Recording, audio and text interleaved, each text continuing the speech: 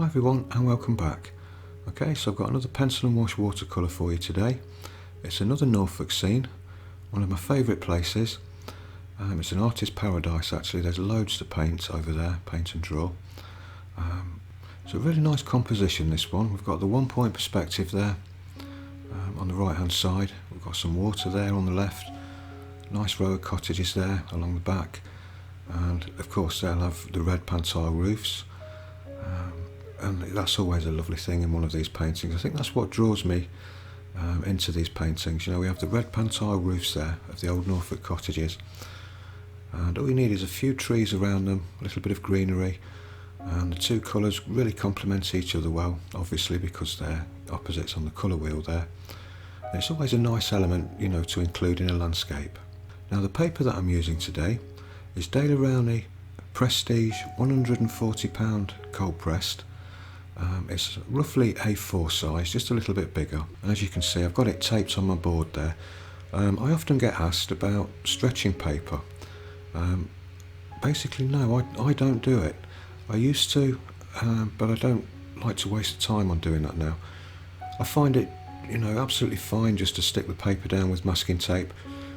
Sometimes it does cockle and buckle a little bit if you know, you're applying really heavy layers of water. But what I do, you know, if it gets too bad, you know, and the tape starts lifting and it's really buckling, I just tend to peel the tape off, get the hairdryer on the back of the painting, and that seems to straighten it all out. Then I just retape it back to the board again and carry on.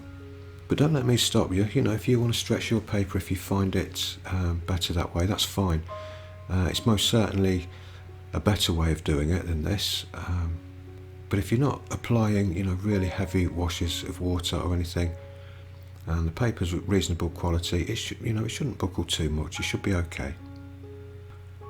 And another question I get asked a lot about this pencil and wash technique, and I really do get asked this question a lot, is about the graphite smudging. And I always say the same thing, you know, no, it doesn't smudge. And people say, do you use fixative? No, I wouldn't recommend using fixative on this at all. I've tried it in the past and it's always caused problems. Two things tend to happen. Either the fixative kind of dissolves with the water and it starts to lift from the surface of the paper, and it causes all sorts of problems when you're applying the watercolour. Then it tends to go blotchy. And the second one is you're applying a sealer over the paper and then you're going over it with water, and you're expecting that water to kind of soak in as it would do, you know, a normal watercolour paper, and it just doesn't perform the same. You know, you'll change the performance of your paper by spraying fixatives on it and then applying watercolour on top. It just won't react the same. Now there are ways of actually avoiding smudging with the pencil and wash technique, and also graphite contaminating any of your washes. I talk about those more over on Patreon. In fact, for this painting that you're seeing now, I think there's 6 videos to accompany this one, and in the first one I talk about it in great depth, you know, how you know, certain things you can do to avoid any smudging or any graphite lifting. I'll leave links to my Patreon channel in the description below, and in the end screen cards as well. So if you're interested in doing this project and following along all in real time, so like I said, there'll be 6 videos to accompany this one, guiding you along the whole process step by step. Everything's all in real time. There's no voiceovers or anything like that. It's all happening, you know, as you see it. And also there's hundreds of other videos over there for you as well, ranging from full-length projects like this in both watercolour and graphite and mixed media, to Q&A videos, vlogs. And I've just started a new one called Sketchbook Corner, which are going to be shorter, simpler drawings for beginners. And basically what we'll be doing is working through a sketchbook from start to finish, and we're going to kind of fill it all up with nice, simple, easy sketches. And the first 3 simple, easy sketches are already uploaded to Patreon now. They're already there for you now. And for just $4 a month, which is very little considering the amount of content that you've got access to, I've been posting over there for several years now, and like I say, there's hundreds of videos with all sorts of content, all art related of course, over there. and for just a small amount each month of $4, it's a real bargain. And not only that, you'll get full access to the community section as well. We've got such a fantastic community of people over there, we really have. So supportive and helpful, and they're all posting their artwork there on the community section. Everybody's making friends. It's a fantastic community, it really is. I'll be there to answer any of your questions, and I always respond to every single question and every single post that the members make. I reply and respond to every single one. If I've ever forgot one, it's probably because I haven't been notified of it, or I have genuinely forgot. But pretty much every single comment gets answered by me. So if you've got any questions, you're struggling with anything, you've got any problems, I'll be there to help you out in the best way I can.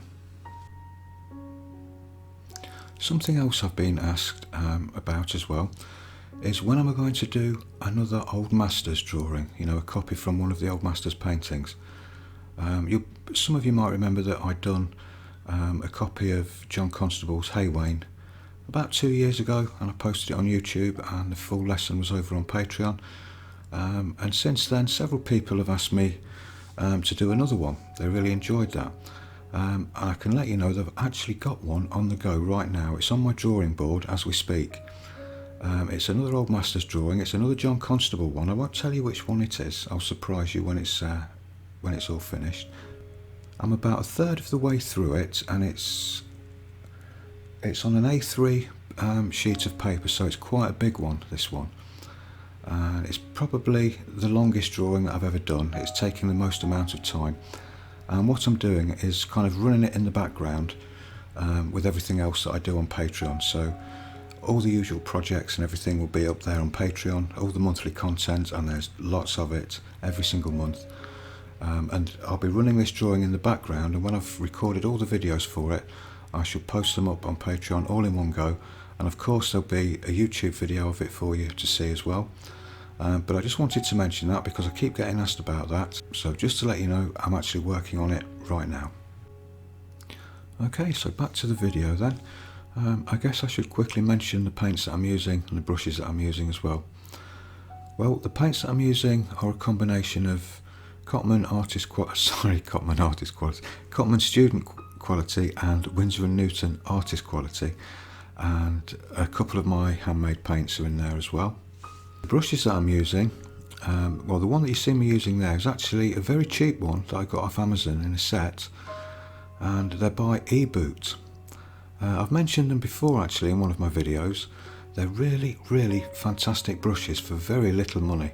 In fact, you can buy a set of 5 of these for about the same price as you can one detailed brush from one of the big name brush makers there. And I'll leave links for these in the description if you're interested, but seriously check these out because they hardly cost anything, and I've been using them now for about the last year, and I've not had any problems with them. The tips go back to a nice sharp point every single time. I can get incredible detail with them. They're really good brushes. And the brush that you see me using there, I've been using 2 of them actually, 2 large round brushes. One of them's a size 6, the other one's a size 8, and they're both by Skoda, and they are the Ultimo series. And all the brushes that I use are synthetic, and the Ultimo brushes, they claim to be a fair representation of natural squirrel hair. They're pretty good, I must admit. I mean, I've been using these for quite a while now. They do hold a lot of water, and they are nice and soft. And I honestly think, they're a good replacement for natural hair brushes. I really like using them. Okay, so we're just about at the end of the painting now. So what I'll do, I'll just let the video run out to a piece of music. And if you like this video, or you like Norfolk scenes, please give a thumbs up and share and subscribe and all that good stuff. And thank you very much for watching, really do appreciate it. And I hope to see you in the next one. Take care everybody, bye for now.